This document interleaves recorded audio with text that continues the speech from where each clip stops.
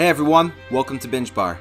Today we're going to be talking about two things that typically don't go together, Major League Soccer and conspiracies, as we talk about some of the strangest conspiracies in Major League Soccer. We're going to be talking about everything from the relocation of certain MLS clubs to the rigged scheduling system many people don't even realize, and the ever-changing salary cap situation. But today, we're going to be focusing most of our attention on the wildfire that has overtaken Chicago. Okay, so starting us off, this first conspiracy may seem a little strange due to the Nico Gaitan transfer.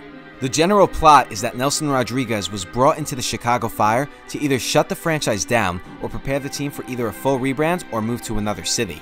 Now there is a reason for the MLS doing this. Look no further than the Crew fiasco, the move to Houston and temporary closure of San Jose, the rebrand of Kansas City, and the purchase and rebrand to Metro Stars by Red Bull. Of course, there's also the shutdown of Chivas USA and rebrand as LAFC of the city's second franchise. Now the reason that some people have either joked or seriously wondered about this is that the current GM, Nelson Rodriguez, is a longtime MLS employee. He was brought over to Chivas in their last years to help seize operations and help transition them into something that could become reborn as LAFC. So just let me take a second and list some possible evidence that would help make this conspiracy a little more realistic. See, Rodriguez has worked for the MLS and SUM for 15 years, including being responsible for organizing the closure of Chivas USA. Last year, the Fire had failed yet again to close on the local TV deal. Instead of claiming the league's ESPN Plus deal, this means that no bars in the city are really prepared to show Fire matches on TV. It's reminiscent of Columbus making a TV deal that blocked them out of their own market a few years back. Nelson Rodriguez has permanently banned the most vocal supporters group from the stadium, who happen to also be the majority of the Fire's traveling support. Look at Sector Latino. Kind of ironic, right? As you can see from these past few weeks, there's definitely a short-term and long-term negative effect on the atmosphere in the stadium.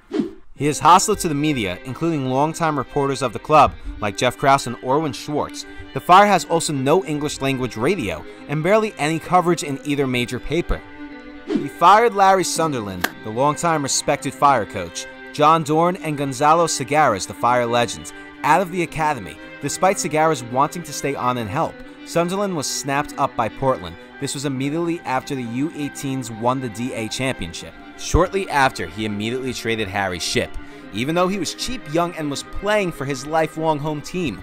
Although Shipp has underwhelmed since then, it was questionable at the time.